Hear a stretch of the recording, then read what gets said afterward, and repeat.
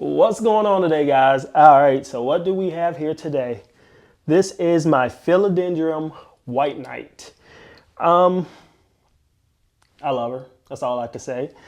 Is the Philodendron White Knight, the first time that I owned one, it was a rescue plant. It was in Home Depot, back of the section. It was like 70% off. That's how bad it was at the time. It was like doing over the summertime when they mark it down with clearance and all of that. So yeah. I do have a piece of that plant somewhere around here. I think I might have put it in the prop bin. That plant has just always just been a struggle no matter what. So I said, you know what? I'm just going to start it all the way from scratch. So I chopped the node off, threw the rest of the plant away, and it's in there cooking.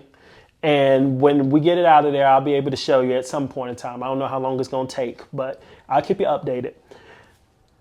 This, though, I had another opportunity to pick this plant up about 3 or 4 months ago. I want to say it was around November, maybe. Could have been a little bit right before. It was right during the end of basically all the plants that was indoor plants was pretty much gone out of big box stores.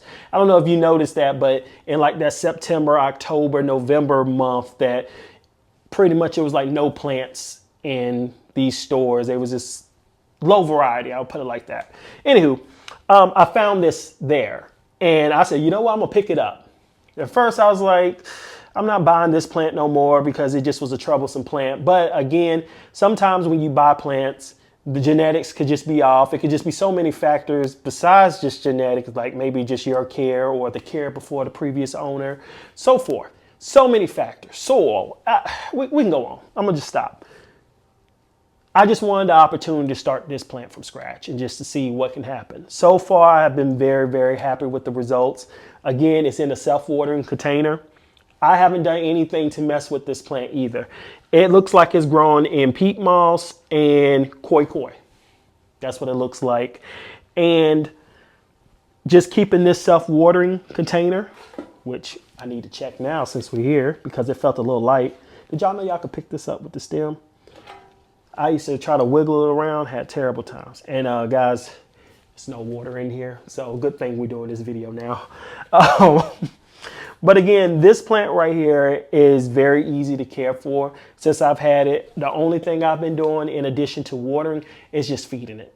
Putting a little bit of my foop, mixing in with water and putting it in a self-watering container. And it's pretty much been doing its own thing. It loves light, not too much of it though. I noticed with a lot of my philodendrons that especially carry like a dark green color, like they like grow lights, and if that's the best you can give to them, that's fine. But to keep their actual color like deep green or deep burgundy, back away from the grow light for them. Like don't let them get too right up on it because it start making their leaves turn colors, usually a little bit lighter, well not a little bit, a lot lighter. And then the plant starts acting sometimes a little weird or crinkled and so forth. You can tell it's putting up a fuss if you really pay attention to your plants. This one does love the 6 hours of grow light that it gets, but those lights are they came with the cart that I actually have them set on. Not cart, excuse me, with the plant setup back there. What is the name of that thing called? I had to think of it. With that plant shelf came some grow lights. I don't know what kind they are, so forth there, the brand. All I know is that every plant that is under those sets of grow lights and the other one that came with the other shelf, they do pretty good. So I'm happy with those grow lights. I'm just going to keep them there until it becomes an issue, you know. This plant loves it. It sits right up under it, probably about 12 feet from the grow light, and it's been doing pretty good. Now, of course, when these new leaves come in, the light, because they are sensitive plants, not sensitive plants, but you know, when the new leaf is coming in, they are a little bit more sensitive than the mature ones. So I do get this when they come in. And usually this is a sign that the light's just a little too harsh on them. But again, it's a new leaf. So what I can do is just maybe move the plant just a little bit. So that way that light maybe isn't shining as much on here, but I know for a fact the plant does love that area.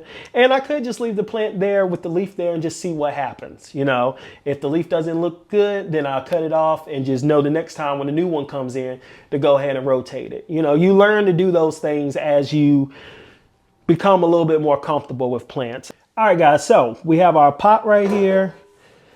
And I put a little bit of foop inside of here. That's why my water looks like this. I just poured a little bit in here, guys. And I'm just gonna fill it up. Right there, you see a little line. You see that? That right there, you wanna keep that full when you fill it up and then let it get all the way down and then refill it up again. And boom.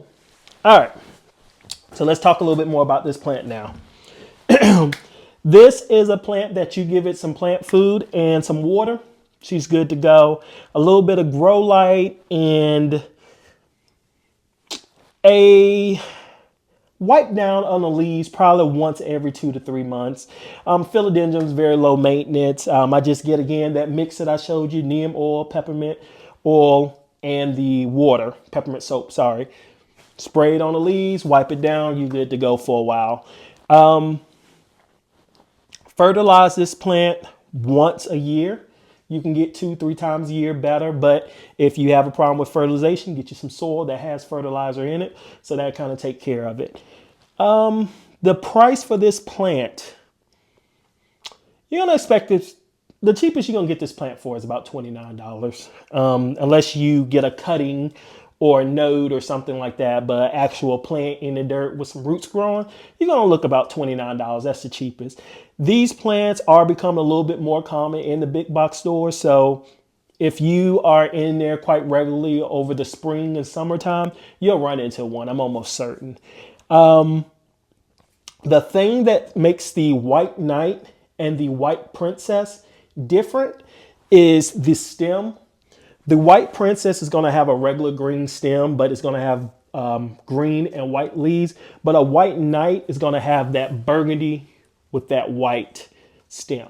So that's how you could tell the difference between them. If you just saw them from far back, they're very easy to get confused. These plants, in my opinion, are not the fastest of growers. Now, they do have an area root back here, and I don't know if I stick it on a plank or on moss, maybe it'll cause it to grow a little bit faster if we can get some roots growing in there to help out. But just as it is right now, I wouldn't say it's a speedy grower. It grows relatively slow compared to some of my trailing philodendrons, actually. The soil that's inside of here, again, is just some peat moss and koi koi. If I was to do a repot, I would put a little bit of horticulture charcoal, some perlite, and leave what's in there as well. I wouldn't really mess with it because it seems to be happy. But when repotting come, I don't really have much success with just koi koi and peat moss. And considering the fact that it may be getting moved to either a different type of self-watering container or ultimately coming out of it, I need to get it into some type of mix that I can actually control inside of my room. With that being said, though, guys, that's all I got for you on the Philodendron White Knight. And remember, when you're growing with Sean, it's always something to learn.